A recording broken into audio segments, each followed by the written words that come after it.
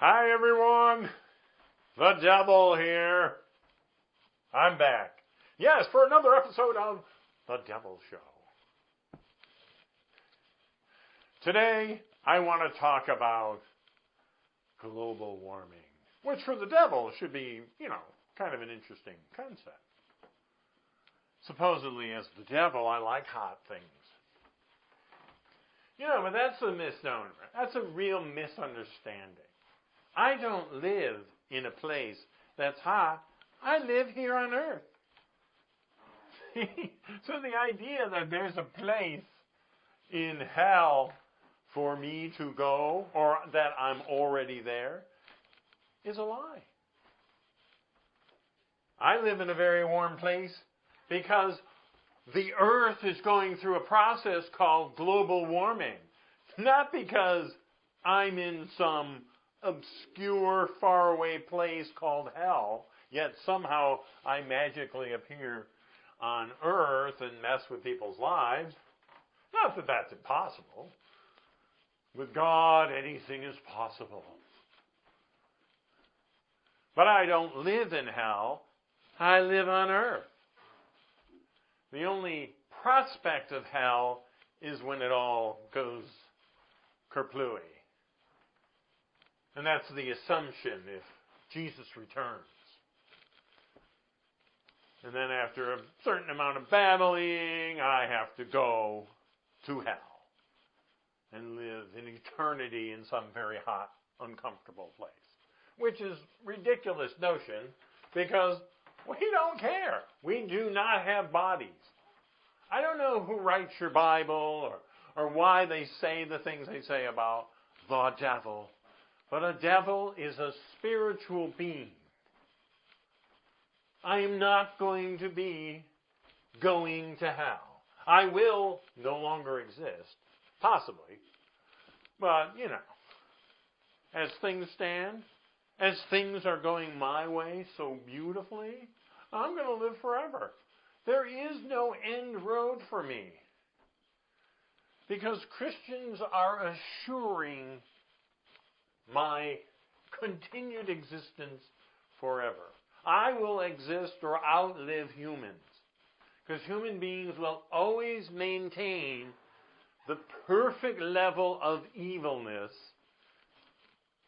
to keep me going.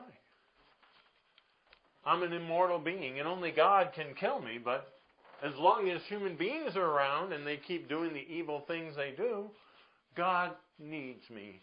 He wants me to be here so that human beings can continue to make the choice of evil. And they will continue to make the choice for evil, no matter what their faith is.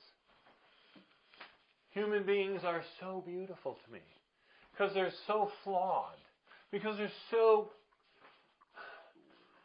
enslaved by their desires and wants and needs. Human beings are so needy and so fearful. There's no way. There is no way. No way. I'm going anywhere. Sorry, just the way it is. And the best example of my point is global warming. Christians, deep, faithful believers in the Old and the New Testament, absolutely believe that God created the universe. That God gave everything life. That God did everything. And you have such reverence for God and His creation. You love God for that. And yet you don't. Because in truth, you don't really love His creation. I mean, come on, let's be honest. The earth is going through some incredible changes. And it's not because God did anything. It's because human beings have done it. For making the earth uninhabitable for human beings. And Christians do not care that creation is declining. They do not care that human beings continually whittle away at the viability of the world and its place in the universe. They say they love God and His creation, yet they continue to accept the notion that absolutely nothing is wrong with the earth, that nothing that human beings have done in any way is causing the earth to decline. I guess you accept some scientific notion that the earth goes through these sort of cycles of hot and cold. And that it's just natural that in some periods in time, but of course, the literalists think we've only been around 6,500 years, and in that time, the earth has been relatively stable. All of the air conditioning elements of the earth, the evening of the temperature, using the cold temperature at the poles to draw the cold water to the equatorial region to keep the planet from either being too hot or too cold. That perfect system, or at least fascinatingly efficient system, all of these streams in the ocean drawing cold water to the hot regions, and then the hot regions bringing that hot water to the cold regions and keeping the earth at a beautiful temperate level, so humanity can prosper and be comfortable, at least.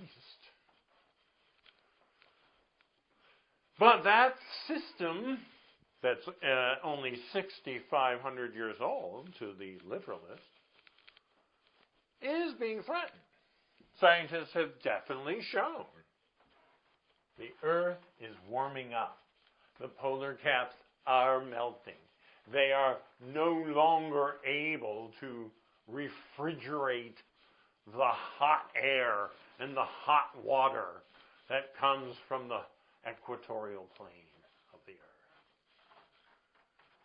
The carbon dioxide levels are increasing, and they are doing so because of human dependency on fossil fuels, and yes, especially because of Americans. Their gluttony, their absolute obsessive, self-declaratory demand that they have access to as much energy as possible, regardless of whether it poisons the earth, causes possibly irreparable damage. But I'm not here to judge that, because I love the contradiction that Christian literalists have.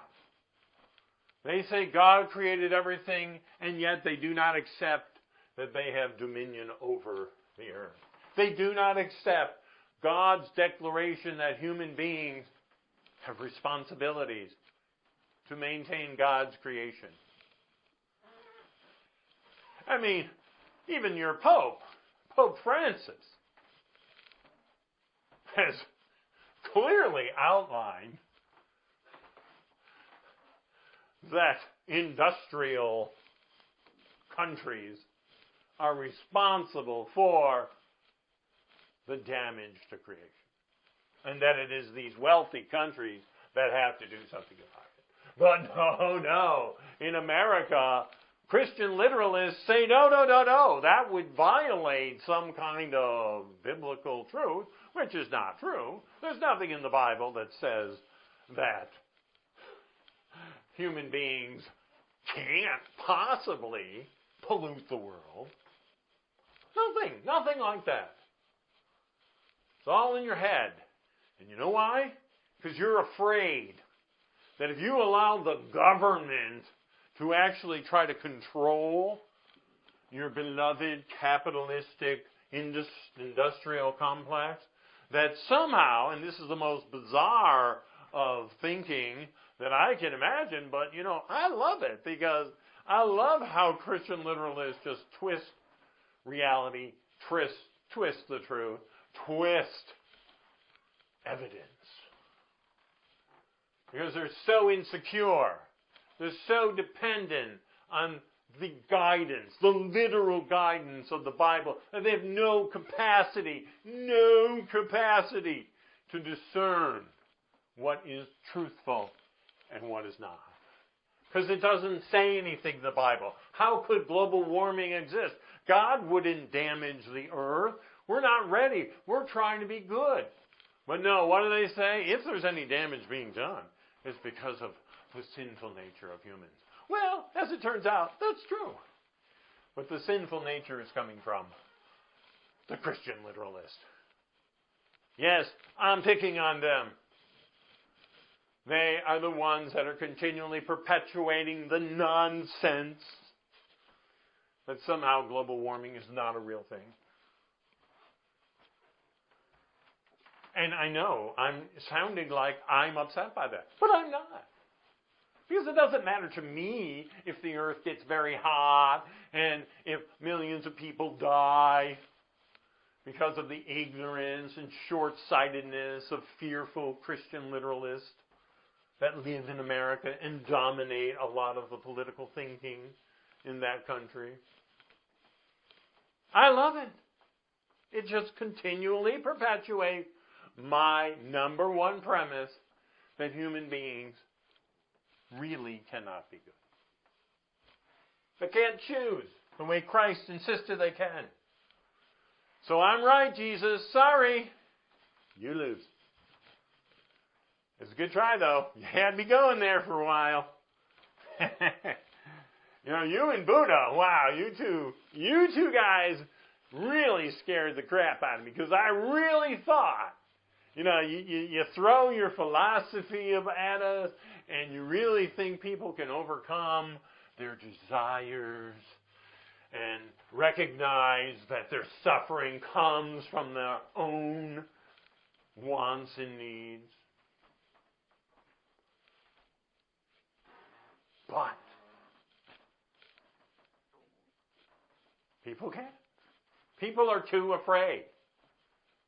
And what sounds like a terrible thing is a beautiful thing to me.